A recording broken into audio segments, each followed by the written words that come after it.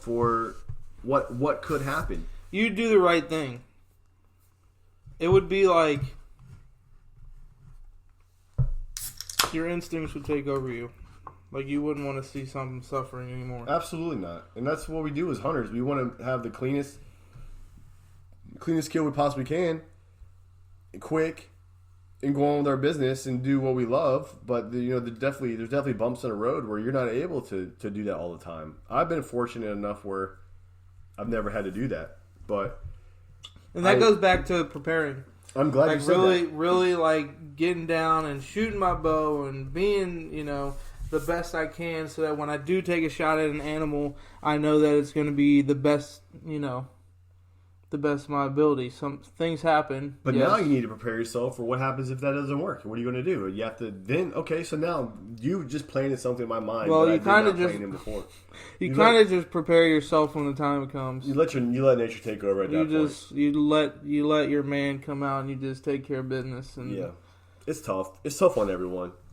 But anywho, so in Virginia, so we'll reference the TV a lot, but in TV you'll see them letting a 150, 160 inch deer go just because they have their eye on the deer they call Joker. Like they named the deer. Dude, I wish I had a deer named Joker. I wish I had a deer named Joker. I don't know. It look like a Joker to me, man. Yeah. But they'll let big deer pass just because it's not Joker. I'm like, shit, you better shoot Joker. Screw that. little Bo Cephas come through there. He's going to get slack too. I'll tell you what, if Bernard comes by, we shoot for meat.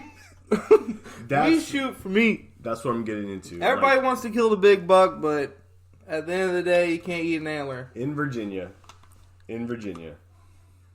do you feel like we are capable to let deer walk? Okay, take away spike, take away the small that's a very hard one question. 1.5 inch deer. Take that's away a very that. hard question. There's ones that you're like, you know what? I am not going to shoot this. Yes. This is not worth it. Yes, I do.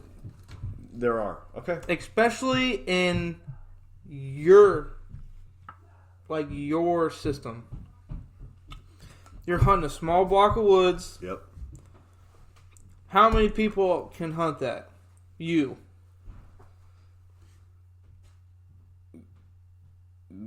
Yeah. You? 45. Pretty much? No, I mean, there's 45 people in my group. Yeah, but how many people? 45 people hunt that little piece of land? 1,400 acres. We have 1,400 acres. I know, but who's hunting the block you're hunting? The other day, it was going to be 2. It might be a little bit tougher than for your situation. But yes, I do think that the situation you're in with all those hunters, you're given a duty to go and shoot deer. Right. How many people really care about shooting like a spike? I don't know. More often than not. If I'm going to be in the woods in that kind of program, especially at this time of the year, I'm not shooting a spike. No. And I'm not shooting a doe. There are 95% of the hunters in my group who I've talked to who said they will not shoot a 1.5-year-old. That's great. Yes. But then you get this 5%. Well, there's 5% everywhere. Right. Like your neighbor, your property. Well, what if your neighbor, your property shoots anything that walks, and all of a sudden you have the mindset of that's a lot of it, dude.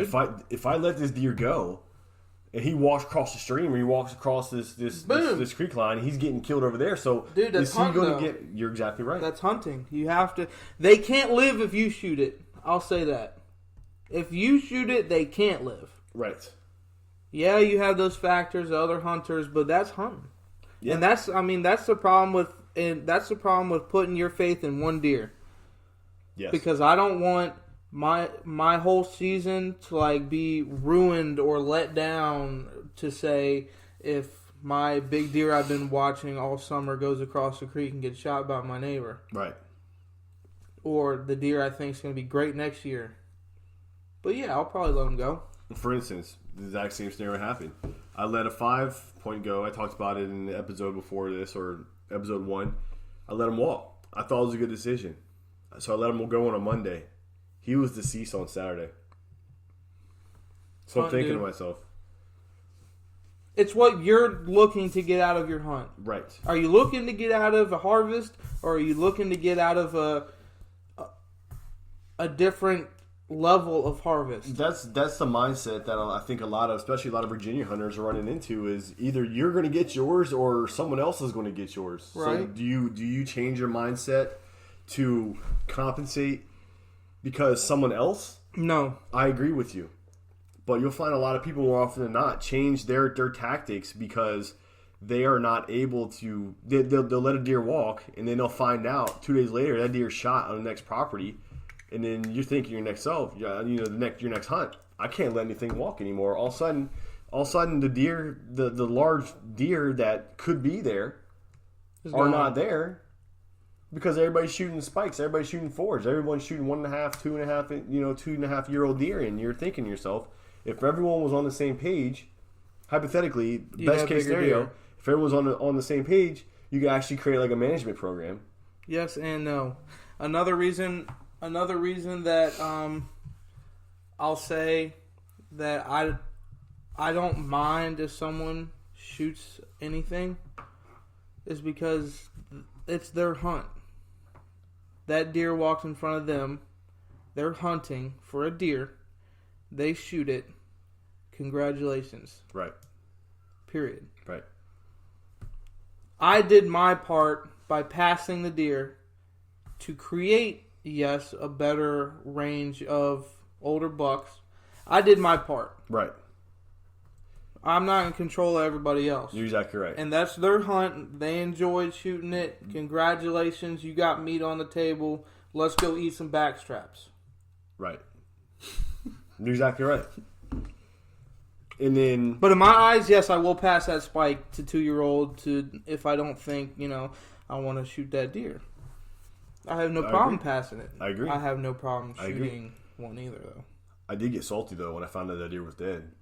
Because there's a quick little salt there. I was salty for about 15-20 minutes. Yeah, I'm thinking to myself, okay. I was like, my wife. I was like, I could have shot this. Yeah. And she's like, you don't want that. What are you gonna do with it? I'm gonna cut those antlers off and eat it, and then use those rattling horns. I'd end up knuckling myself because the antlers were too small. That hurts. It doesn't feel good, dude. It hurts. No, that's another thing is that you then again fall into the path of hunting other hunters. So when you change your mindset, you let a deer walk. Mm-hmm. And you have faith that you made the right decision and you feel strongly and you're actually proud of yourself because you did make the right decision because you did make the right decision. Right. If you let a deer walk, especially a young buck, he's able to get another year of breeding in. He's able to get more deer on your property. Yep. He's able to better your chances for your upcoming hunts with right. better quality deer. And that goes back to the hunting TV shows. They have the opportunity to let 140s, 150s walk. Right. They have the opportunity. Yes, they still have the thought in the back of their head like because a range for a whitetail, especially a buck, is miles, man. Especially during the rut. Oh, the rut, yeah, absolutely. So it's not something uncommon for him to jump across the creek, and get killed by a surrounding property. But, they hold the deer, they do what they do, and they do it good, and that's basically what they're trying to pitch. Yeah. So, and I think it's a great avenue that you're taking. I think it's a great. It's hard. It's a great message. It's hard to do that here, though. That's what I'm saying. In Virginia, will that correlate over? I mean, everyone. Yes and no. Everyone wants to shoot the big deer. Everyone wants to, but then again, there's going to be times where you have a dry spell of a couple times, and you're like, a lot of people are relying on deer meat. A lot of people, especially in areas where like the economy might not be what it is or what they want it to be, and sometimes people rely on deer meat for them to get by. I always try to give one deer to Hunters for Hungry a year. Absolutely. Hunters for Hungry is a great program. It's an amazing program. It's really good. It makes you I feel always really good try to give at least one deer to Hunters for the Hungry. Right. Right. And there are people who are hungry who will, and that's kind of like the fork in the road. How couldn't you eat a deer? It's freaking delicious. It is really good, dude. And that goes back to, if I see a little doe, not a little doe, but a doe, not this time of year, it's going to get hosed. Not this time of the year, though. I'll let a doe walk this time of year. I shot the smallest doe in my group of doe because it would have been less work to pull out. Really? Yeah. It was still a mature doe, but it wasn't the big, 190. I got the one that was 190 is big. These are horses, man. Yeah, because they're eating everybody's flowers, getting all big and fat. They're eating everybody's azaleas and getting all fat and eating everybody's boxwoods and stuff. But no, that goes into especially in Virginia, you will get these times where you and your buddies or you and your family will have this patch of land, whether it be private or whatever situation you have, and then you'll have the neighbor who isn't clicked up with you, who isn't on the same page as you, and is a straight meat hunter because they rely on that meat for... Dude, I went out to Bland County, Virginia to go trout fishing. Bland County's way, way out there, way west. There's not a grocery store. I did not see a grocery store in probably an hour and a half of driving. What are they supposed to do? You can hunt for meat and pass a... Well, I don't know, man. It's a hard subject to get into because of, hunting's hunting. Kill what you want. Congratulations, you killed it. Yep. Yeah. Lawfully you killed it. Yeah. I don't like poaching. No. For meat. No, you'll get a lot of people who don't call in their deer too, and I'm not with that. I'm really big on like seeing what the population is, seeing what the harvest rate is, especially from the year before, because then you'll find out what the next hatch is going to be and go up and figure out your plan of attack based off of the population, and that's kind of like your ground zero. Like, okay, the deer numbers were really, really down, so I got a downscale this year. I really have to be more tactical and more wide range as far as what I'm going to shoot, or if there's a harvest, or if there's a birth rate where you're like, holy smokes, there were a lot of deer born this year. There was not a lot harvested last year. There's going to be some big deer here. And that's Virginia, dude. Virginia, you're going to run into scenarios where your neighbor, actually probably in every state, everywhere, you're not going to agree with what your neighbor has in mind. And then do you do two things? Do you change your mindset because he's going to get his? You do whatever you think is right. I agree. Period. I agree. And your tactics might change in the middle of the season. Because you're hunting your hunt, just like they're hunting their hunt.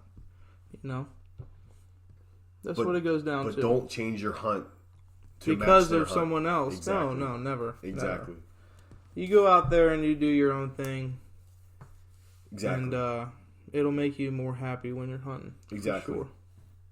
So, I'm going to move this over to an actual hunting scenario, and you tell me what you would do based off of this. Okay, shoot.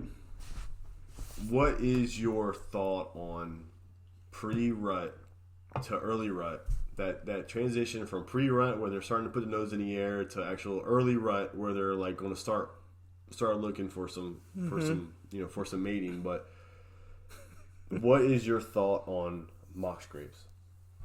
I love them. I love scrapes.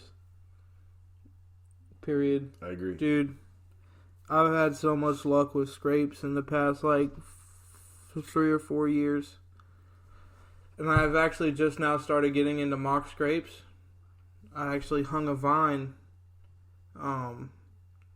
Whitetail Habitat Solutions, the guy that we just watched. Right.